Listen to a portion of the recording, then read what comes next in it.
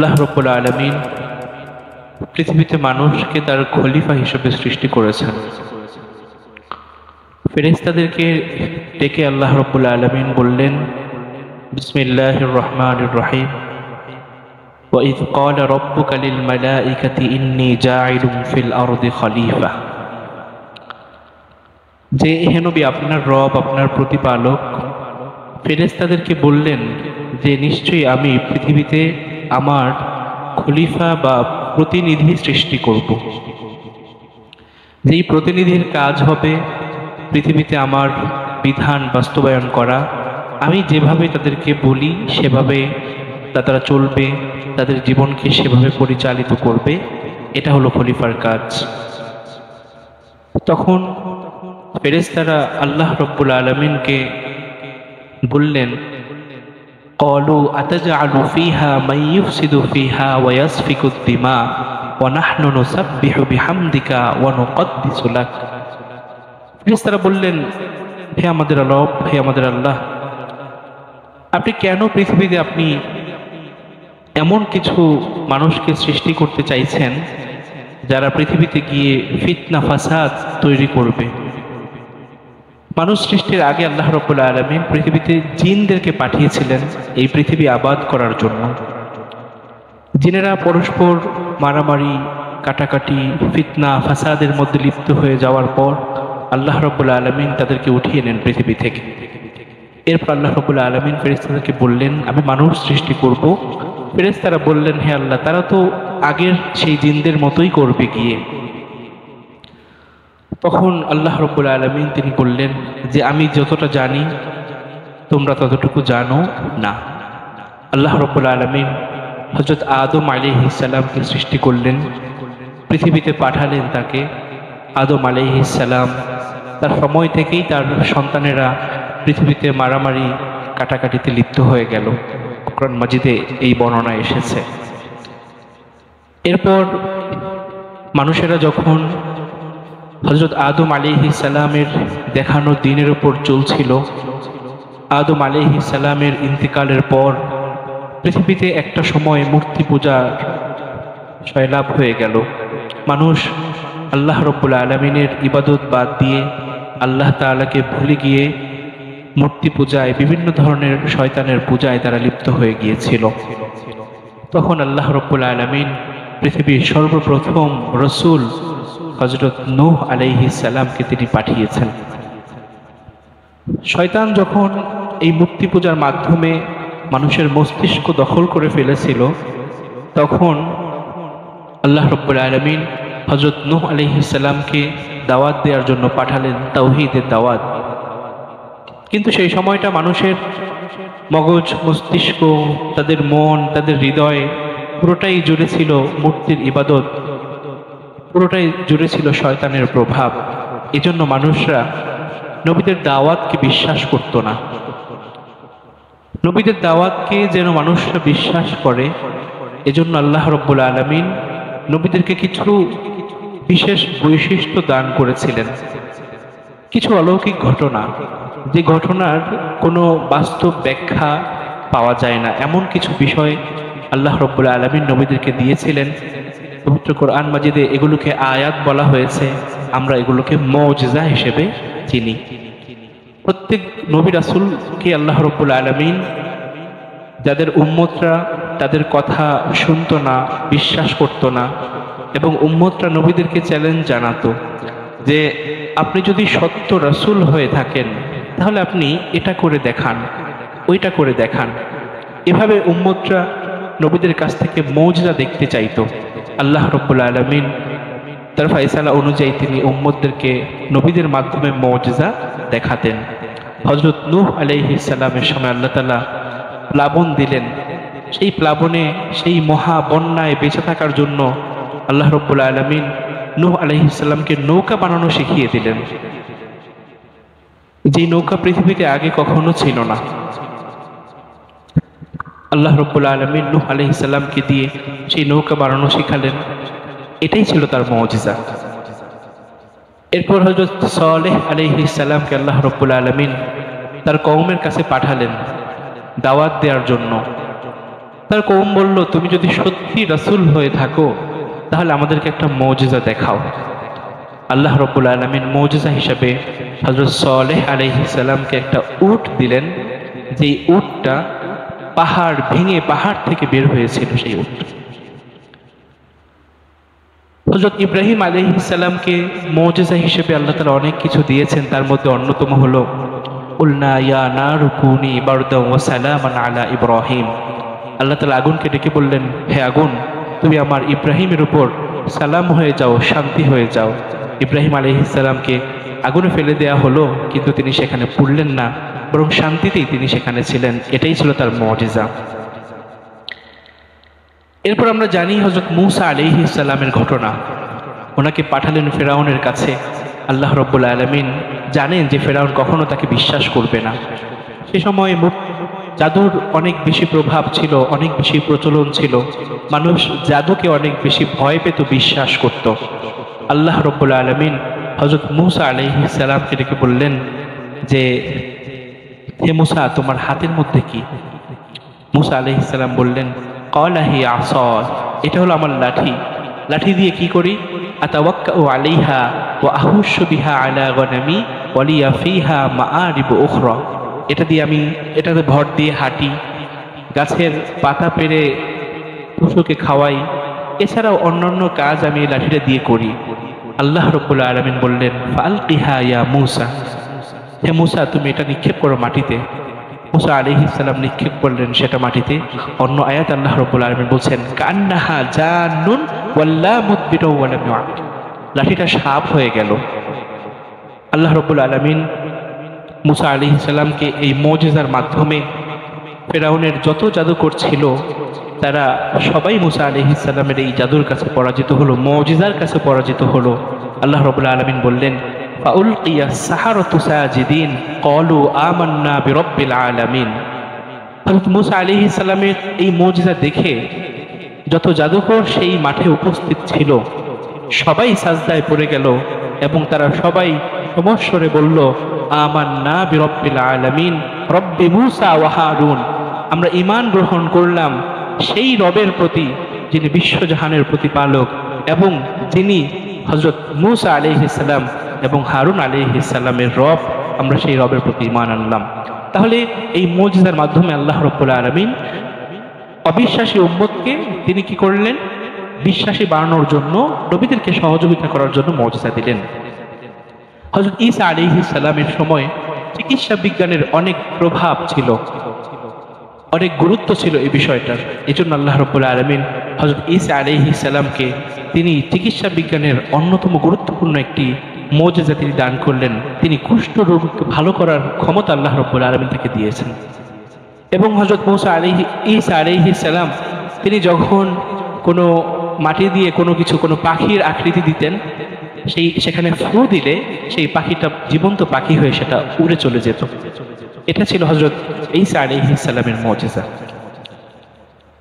যখন বিশ্বনবী সাল্লাল্লাহু আলাইহি ওয়াসাল্লাম তিনি আসলেন পৃথিবীতে শিল্প সাহিত্যের অনেক বেশি প্রভাব ছিল। মানুষ খুব বেশি গুরুত্ব দিত সেই বিষয়গুলোকে। মানুষ খুব আগ্রহ নিয়ে কবিদের রচিত কবিতাগুলো পাঠ করত, সেগুলো শুনত। আল্লাহ রাব্বুল আলামিন আমার নবী সাল্লাল্লাহু আলাইহি ওয়াসাল্লামকে তিনি মুজিজা হিসেবে সেই সময়ের সবচাইতে শ্রেষ্ঠ যে বিষয় অর্থাৎ সাহিত্য হিসেবে আল্লাহ রাব্বুল আলামিন নবী সাল্লাল্লাহু আলাইহি ওয়াসাল্লামকে একটা কোরআন দান করলেন। বলেন না সুবহানাল্লাহ। এই কোরআনকে মুজিজা হিসেবে আল্লাহ রাব্বুল আলামিন দিলেন, যেটা হযরত মূসা আলাইহিস সালামের লাঠির মতো নয় যে মূসা আলাইহিস সালাম ইন্তেকাল করলেন, লাঠিও শেষ হয়ে গেল। হযরত ঈসা আলাইহিস সালামের মতো চিকিৎসা বিজ্ঞানের এমন কোনো বিষয় না যেটা ঈসা আলাইহিস সালাম ইন্তেকাল করলেন, তিনি আকাশে আল্লাহ রাব্বুল আলামিন তাকে উঠিয়ে নিলেন, মুজিজাও শেষ হয়ে গেল। ব্যাপারটা এমন নয়। আল্লাহ রাব্বুল আলামিন নবী সাল্লাল্লাহু আলাইহি ওয়াসাল্লামকে এমন একটি কোরআন দিলেন, যেই কোরআন নবীজি সাল্লাল্লাহু আলাইহি ওয়াসাল্লাম চলে যাওয়ার পরেও আজকের এই পর্যন্ত যেই কোরআনকে আল্লাহ রাব্বুল আলামিন মুজিজা হিসেবেই টিকিয়ে রেখেছেন। বলেন না সুবহানাল্লাহ। রব্বুল আলামিন কোরআন মাজিদে ঘোষণা দিলেন, ইন্না নাহনু নাযালনা যিকরা ওয়া ইন্না লাহু লাহাফিজুন। আমি এই কোরআন আপনার উপর অবতীর্ণ করেছি এবং অবশ্যই অবশ্যই আমি এই কোরআনকে সংরক্ষণ করব, হেফাজত করব। এজন্য এই কোরআনের ভিতরে কোনো কিছু ঢুকেও নাই, এই কোরআন থেকে কোনো কিছু বেরো হয়ে যায় নাই। আল্লাহ রাব্বুল আলামিন এভাবে কোরআনকে সংরক্ষণ করেছেন। যখন বিশ্বনবী সাল্লাল্লাহু আলাইহি ওয়াসাল্লামের কাছে আল্লাহ রাব্বুল আলামিন কোরআন পাঠালেন, কোরআন যখন অবতীর্ণ করলেন, তখন এই কোরআনের ভাষা, এই কোরআনের সাহিত্য, এই কোরআনের শব্দের গাঁথনি, শব্দের ব্যবহার দেখে আরবের যারা সাহিত্যিক ছিল, আরবের যারা কবি ছিল, তাদের মাথা গরম হয়ে গেল।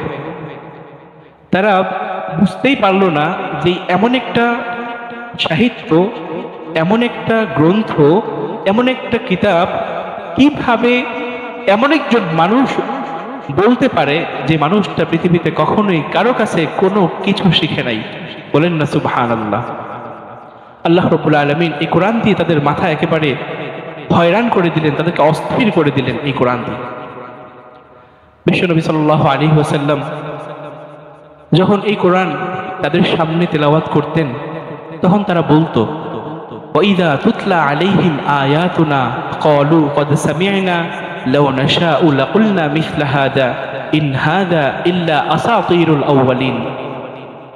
বিশ্বনবী সাল্লাল্লাহু আলাইহি ওয়াসাল্লাম তিনি যখন মক্কার ওই কবি সাহিত্যিকদের সামনে কোরআন তেলাওয়াত করতেন, তখন তারা বলতো যে ক্বাদ সামি'না, আমরা তো শুনলাম তোমার কিতাব, তোমার তেলাওয়াত, লাউ নাশাউ লাকুলনা মিসলা হাদা, যদি আমরাও চাই তাহলে এমন কোরআন তো আমরাও আনতে পারি, তুমি যা বলো এগুলো তো আমরাও বলতে পারি।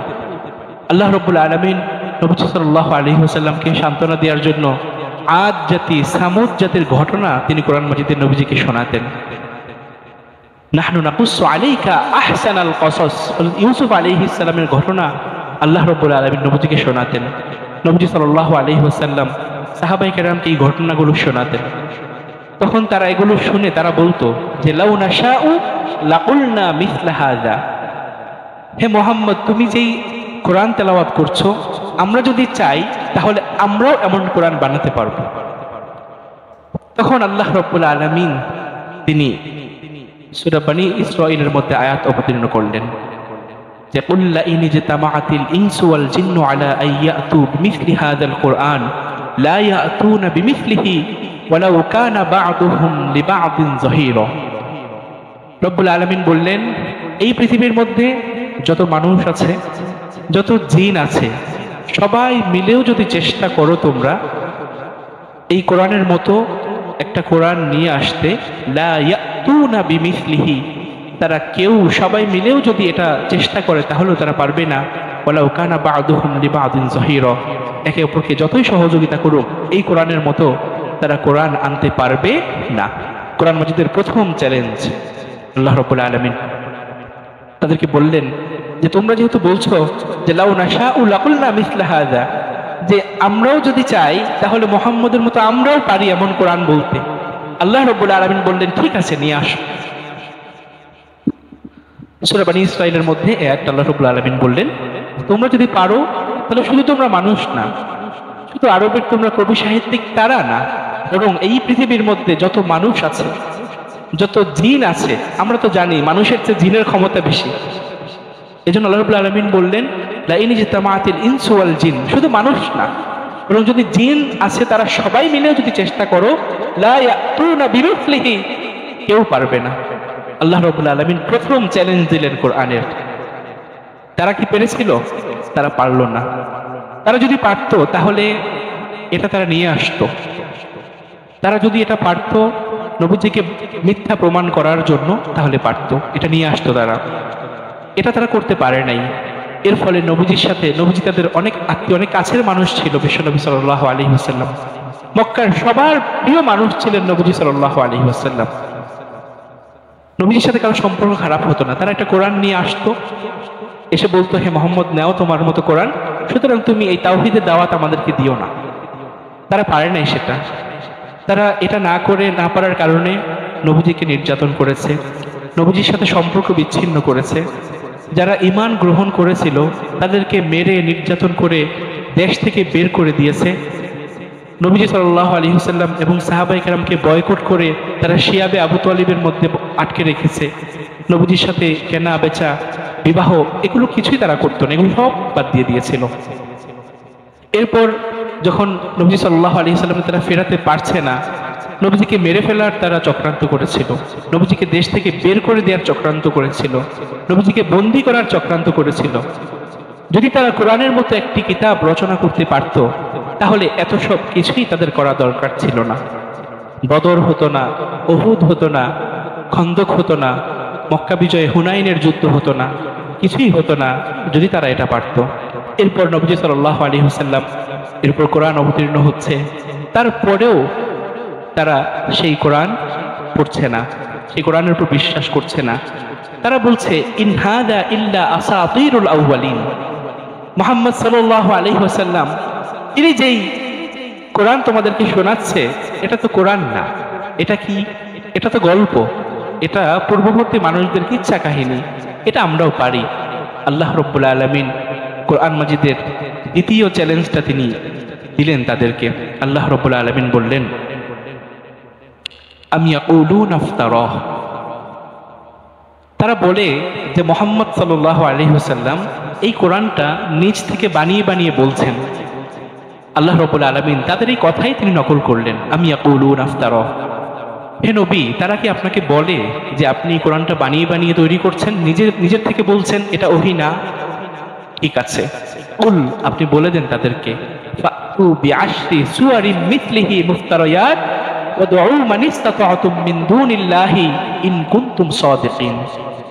তাদেরকে বলেন তারা যেন পুরো কোরআন শরীফের দরকার নাই, তারা যেন 10টা সূরা নিজেরা তৈরি করে নিয়ে আসে, যেই সূরাগুলো কোরআনের মতো, যদি তারা সত্যবাদী হয়ে থাকে। কয়টা সূরা চ্যালেঞ্জ দিলেন? কয়টা? 10টা। কোরআন মাজিদে মোট সূরা কয়টা? 114টা। সেখান থেকে কয়টা চলে আসলো? 10টা। আল্লাহ রাব্বুল আলামিন বললেন কুল ফাতু বিআশরি সুওয়ারিন মিথলিহি মুফতারিয়াতিন ওয়াদউ মান ইসতাতা'তুম মিন দুনিল্লাহ ইন কুনতুম সাদিকিন। আল্লাহ রাব্বুল আলামিন ছাড়া যাকে মনে চায়, যার থেকে সহযোগিতা নিতে ইচ্ছে করে, তার কাছ থেকে সহযোগিতা নিয়ে তোমরা কোরআনের 10টি সূরা তৈরি করো কোরআনের মতো। আল্লাহ রাব্বুল আলামিন দ্বিতীয় চ্যালেঞ্জটা দিলেন। কিন্তু তারা কি এই চ্যালেঞ্জ গ্রহণ করেছিল? পারেনি। কি হয়েছিল? কোরআনের মুজিজাটা কোথায়? বিশ্বনবী মুহাম্মদুর রাসূলুল্লাহ সাল্লাল্লাহু আলাইহি ওয়াসাল্লাম যখন রাতের বেলা নামাজে দাঁড়িয়ে কোরআন মাজিদ পড়তেন, তারা নবীজির ঘরের সামনে এসে সেই কোরআন তেলাওয়াত শুনতো। বলেন না সুবহানাল্লাহ। আবু জাহেল, আবু সুফিয়ান এবং আখনাস নামে একজন লোক, এই 3 জন মিলে নবীজির ঘরের পাশে এসে রাতের বেলা কান লাগিয়ে দাঁড়িয়ে থাকতো। তারা তো সেই সময় সাহিত্যিক ছিল, তারা তো ভাষা বুঝতো আরবি। নবীজির এই তেলাওয়াত শুনে তাদের মধ্যে এত প্রভাব তৈরি হয়েছে, কোরআনের তেলাওয়াত শুনে তারা প্রতিদিন আসতে লাগলো।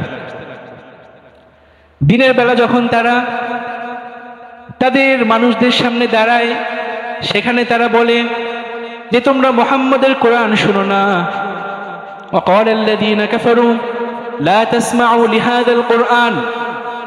তারা বলছে যখন মুহাম্মদ কোরআন তেলাওয়াত করবে তখন তোমরা সেই কোরআন তেলাওয়াত শুনবে না।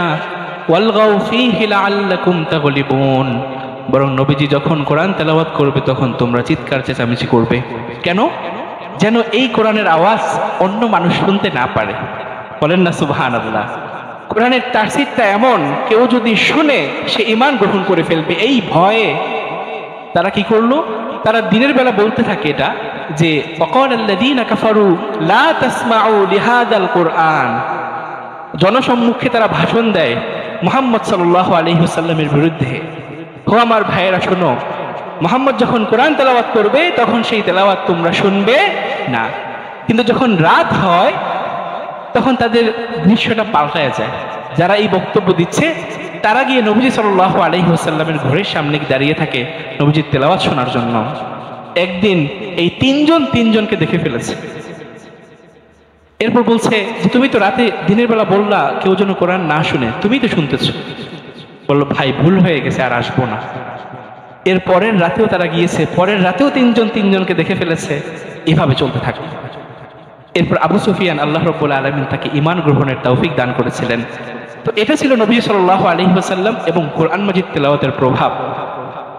এই প্রভাব থেকে বাঁচানোর জন্য মানুষকে তারা কি করলো, যে নবীজি সাল্লাল্লাহু আলাইহি ওয়াসাল্লাম যেহেতু মানুষদেরকে আদ এবং সামুদ জাতির ঘটনা শোনায়, এজন্য তারা বলল আমরাও মানুষদেরকে ঘটনা শোনাবো। তাহলে মানুষ আর নবীজির কথা না শুনে আমাদের এই ঘটনাগুলো শুনবে, কারণ সেই সময় তো মানুষের বিনোদন একটাই, সেটা হলো সাহিত্য। তো নবীজি সাল্লাল্লাহু আলাইহি ওয়াসাল্লাম এমন সাহিত্য নিয়ে আসলেন যেই সাহিত্য আরবের সব সাহিত্যকে ম্লান করে দিয়েছে, পরাজিত করে দিয়েছে। তারা বলেছে ঠিক আছে, কবিতা শুনে যেহেতু ভালো লাগে না, তাহলে আমরা তাদেরকে ঘটনা শোনাবো। এজন্য নজর ইবনে হারিস নামে একজন ব্যবসায়ী, সে ব্যবসা করতে ইরান যেত। তো ইরানের পারস্যের কায়সার এবং কিসরার যে সমস্ত ঘটনাগুলো ছিল সেগুলো সে তখন নিয়ে এসেছে মক্কায় নিয়ে এসে সে মানুষদেরকে এগুলো পড়ে শোনাতে লাগলো। আল্লাহ রাব্বুল আলামিন কোরআন মাজিদের আয়াত নাযিল করলেন, ওমিনান নাসি মাই ইয়াশতারি লাহওয়াল হাদিস লিয়ুদিল্লা আন সাবিলিল্লাহ। হে নবী, মক্কার কিছু মানুষ তারা সেই ইরান থেকে কি নিয়ে এসেছে, কাহিনীর বস্তা নিয়ে এসেছে, সেগুলো মানুষদেরকে শোনাচ্ছে। আপনি কিন্তু বিচলিত হবেন না, কারণ এই কোরআনের মধ্যে প্রভাব সৃষ্টি করে দিয়েছেন কে? আল্লাহ রাব্বুল আলামিন। আল্লাহ রাব্বুল আলামিন নবীজিকে বললেন, ইয়া রাসূলুল্লাহ, ওমিনান নাসি মাই ইয়াশতারি লাহওয়াল হাদিস লিয়ুদিল্লা আন সাবিলিল্লাহ বিগাইরি ইলম। তারা মানুষদেরকে পথভ্রষ্ট করার জন্য কি করেছে? এই ঘটনাগুলো নিয়ে এসেছে। আপনি কোরআন তেলাওয়াত করে যেতে থাকেন, আপনার চিন্তার কিছু নাই। তাহলে কোরআন থেকে মানুষদেরকে বিরত রাখার জন্য, কোরআন থেকে মানুষ যেন কোরআন না শুনে, এই চক্রান্ত যখন কোরআন নাজিল হয় তখন থেকেই শুরু হয়ে গিয়েছে, সেটা এখনো চলছে। লাহওয়াল হাদিস এটা কি?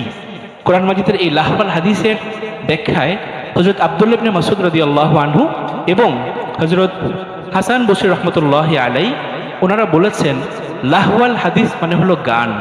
লাহওয়াল হাদিস মানে কি? গান।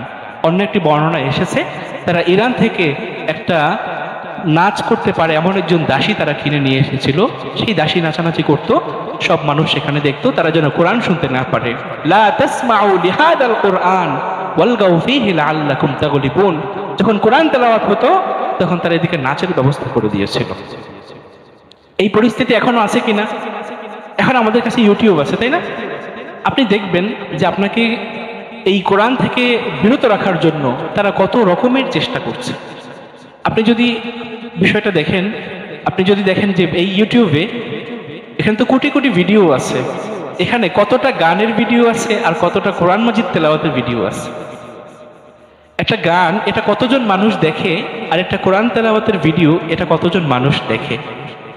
তাহলে আপনাকে কোরআন তেলাওয়াত থেকে বিরত রাখার জন্য সেই পন্থা যারা নবীজির সময় অবলম্বন করেছিল, যারা ইরান থেকে নৃত্য করে এমন দাসী নিয়ে এসেছিল, একইভাবে আপনাকেও কোরআন থেকে সরিয়ে রাখার জন্য এখনো সেই ষড়যন্ত্র, এখনো সেই চক্রান্ত চলছে।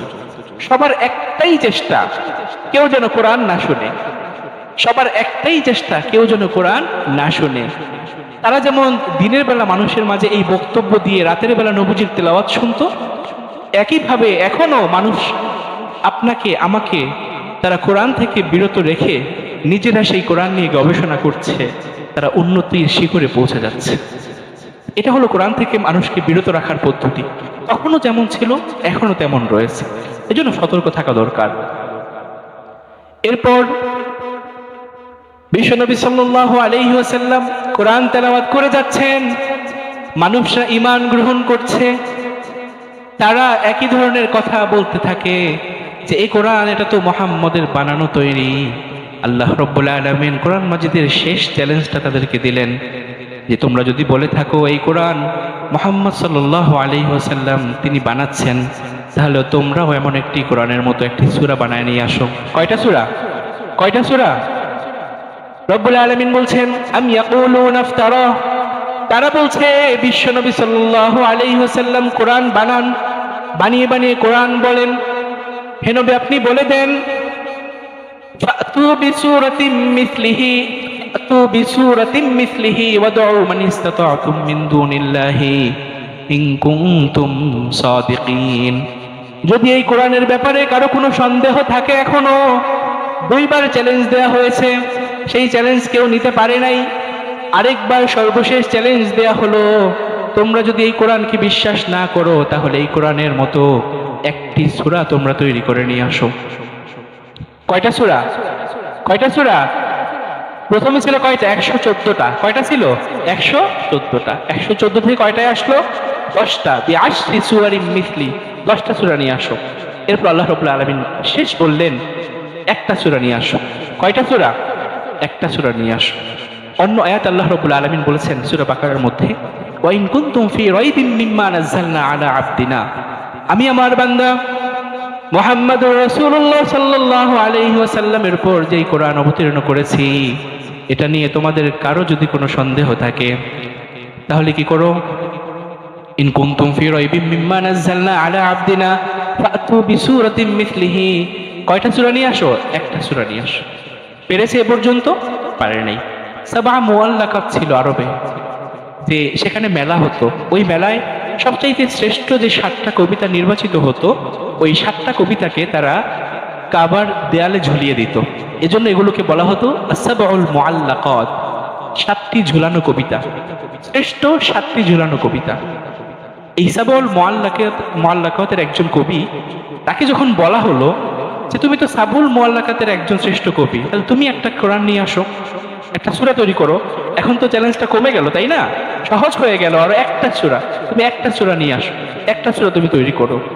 সে কোরআন শরীফ পুরোটা পড়ছে, বিভিন্ন সূরা পড়ে এখানের মতো একটু তৈরি করা যায় কিনা, ইন্না আতাইনাকাল কাউসার সবচেয়ে ছোট, এটার মতো কিছু বানানো যায় কিনা, 3 আয়াতের একটা সূরা। সে অনেক চেষ্টা করে সে ঘোষণা দিল যে লাইসা হাযা মিন কালামিল বাশার, এই কোরআনটা এমন কোরআন, এমন এক কিতাব যার কোনো মানুষের পক্ষে সেটা তৈরি করা সম্ভব হয় না। তাহলে কোনো মানুষের পক্ষে সে বলেছে, কোনো যন্ত্রের পক্ষে কি সেটা তৈরি করা সম্ভব? মানুষের থেকে তো এখন যন্ত্র আরো বেশি আপডেটেড, তাই না? এখন আমাদের কাছে ওপেন এআই আছে, তাই না? এখন এআই এর যুগ চলতেছে। সে যন্ত্র, পৃথিবীর সব জ্ঞান তার মধ্যে দিয়ে দেয়া হয়েছে। তাহলে ওই আরবের কবি সে বলেছে লাইসা হাযা মিন কালামিল বাশার, এই কোরআন এটা কোনো মানুষের কথা হইতে পারে না। তাহলে এটা কি যন্ত্র কি বানাইতে পারবে? যে যন্ত্রের মধ্যে পৃথিবীর সব জ্ঞান দিয়ে দেয়া হয়েছে, সেই যন্ত্র বানাইতে পারবে? সেই যন্ত্র বলেছে যে এই কোরআন একটা কিতাব, এমন একটা কিতাব, এটা ঐশী গ্রন্থ। এটা কি গ্রন্থ? ঐশী গ্রন্থ। কে বলেছে? এটা চ্যাট জিপিটি বলতেছে। যে তাকে জিজ্ঞেস করলাম আজকে আলোচনার আগে যে তুমি কি কোরআনের মতো একটা কোরআন বানাতে পারবা, অথবা কোরআনের মতো একটা সূরা বানাইতে পারবা? সে বলছে দেখো, আমি তো একটা কৃত্রিম বুদ্ধিমত্তা, আমাকে সব ধরনের জ্ঞান দেয়া হয়েছে আমার মধ্যে, কিন্তু যা কিছুই দেয়া হোক, এই কোরআনের মতো কোনো কিছু তৈরি করা আমাদের পক্ষে সম্ভব না। বলেন না সুবহানাল্লাহ। তাহলে 1500 বছর আগে আরবের শ্রেষ্ঠ কবি যে ঘোষণা দিয়েছিলেন লাইসা হাযা মিন কালামিল বাশার, সেই 1500 বছর পরেও আজকের যান্ত্রিক প্রযুক্তি সেও বলছে কি এই কোরআনের মতো কোনো কোরআন তৈরি করা সম্ভব না। আল্লাহ রাব্বুল আলামিনের চ্যালেঞ্জ এখনো বিদ্যমান, এখনো কেউ চাইলে সেটা চেষ্টা করতে পারে। চেষ্টা করেছিল অনেকে, এর মধ্যে একজন ছিল মুসাইলামাতুল কাজ্জাব, যে নবুয়তি দাবি করেছিল। সেই ইয়ামান থেকে দলবল নিয়ে বিশ্বনবী সাল্লাল্লাহু আলাইহি ওয়াসাল্লামের কাছে আসলো, এসে বলল আমি আপনাকে নবী হিসেবে মানি, তবে একটা শর্ত, আপনি যখন ইন্তেকাল করবেন তখন আপনার এই নবুয়তের দায়িত্ব আমাকে দিয়ে যাইতে হবে। কে বলেছে? মুসাইলামাতুল কাজ্জাব। বিশ্বনবী সাল্লাল্লাহু আলাইহি ওয়াসাল্লাম তাকে দূর দূর করে দাঁড়িয়ে দিলেন। সে চলে গেল ইয়ামানে। ইয়ামানে গিয়ে সে বলল আমি একজন নবী। তখন ইয়ামানের মানুষ বলল যে মুহাম্মদ সাল্লাল্লাহু আলাইহি ওয়াসাল্লাম একজন নবী, তিনি তো কোরআন তেলাওয়াত করেন, তুমিও পারলে এমন একটু কিছু বানায় আমাদেরকে দেখাও। মুসাইলামাতুল কাজ্জাব কোরআন রচনা করলো, আল ফিলু মাল ফিলু ওয়া মা আদরাকা মাল ফিল। সে কোরআন বানাইলো। কি বানাইলো? কোরআন বানাইলো। কি বলেছে? যে আল ফিলু আলাম তারা কাইফা ফাআলা রাব্বুকা বিআসহাবিল ফিল। সূরা ফিল আমরা পড়ি না? সূরা ফিলের মতো একটা সূরা সে বানানোর চেষ্টা করলো 3টি আয়াত দিয়ে। কয়টি আয়াত দিয়ে? 3টি আয়াত। সে বলল আল ফিলু মাল ফিলু ওয়া মা আদরাকা মাল ফিল। এই কোরআন সে বানালো। তখন এইটা শুনে তার আশেপাশে যারা ছিল, কিছুদিন আগেও তার প্রতি যে ভক্তি শ্রদ্ধা ছিল, তার সেই ভক্তি শ্রদ্ধা একেবারে তাকে নিয়ে হাসাহাসি মানুষ শুরু করে দিল। সেই থেকে কোরআন মাজিদের এই চ্যালেঞ্জ, একটি সূরাও যদি কেউ পারে, তখনও যেমন কেউ পারে নাই, এখনো কেউ পারবে না। এজন্য এই কোরআনের তাসির, কোরআনের প্রভাব, এটা কোনোভাবেই অন্য কোনো কিতাবে, অন্য কোনো গ্রন্থে নেওয়া সম্ভব না। এখন আমরা কি এটা বুঝি? এই যে এত আলোচনা করলাম কোরআন নিয়ে, আমরা তো বুঝতে পারি না এটা। এই কোরআনের তাসির তো আমরা বুঝি না। এর প্রথম কারণ কোরআন তেলাওয়াত না করা, দ্বিতীয় কারণ আরবি ভাষা না বোঝা।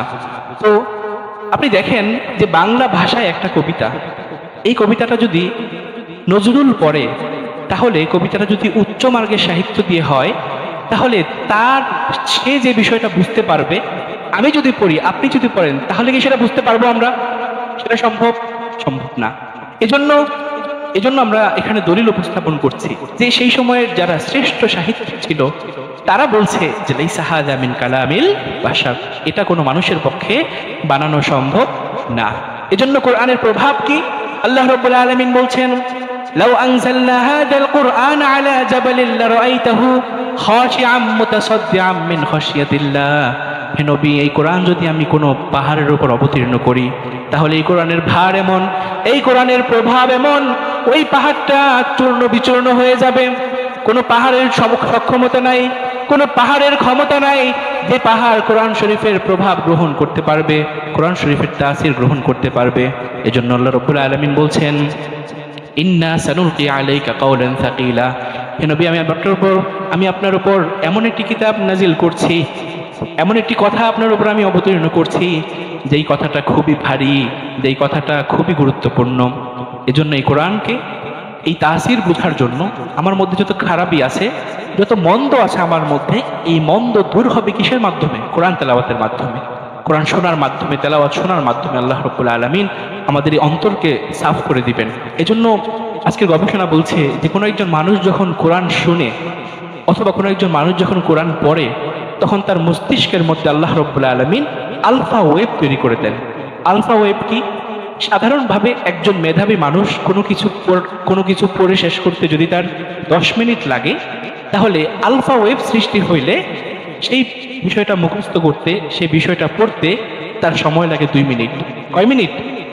তো কোনো মানুষ যখন কোরআন তেলাওয়াত করে, তখন আল্লাহ রাব্বুল আলামিন তার মাথার মধ্যে কি তৈরি করে দেন? আলফা ওয়েভ সৃষ্টি করে দেন। এজন্য আমাদের ছোট ছোট বাচ্চারা 6 বছর বয়স, ও কথাও বলতে পারে না ঠিক মতো, ও কোরআন মুখস্থ করে বসে আছে, বলেন না সুবহানাল্লাহ। এজন্য আল্লাহ রাব্বুল আলামিন বলছেন, ইন্না নাহনু নাযালনা যিকরা ওয়া ইন্না লাহু লাহাফিজুন।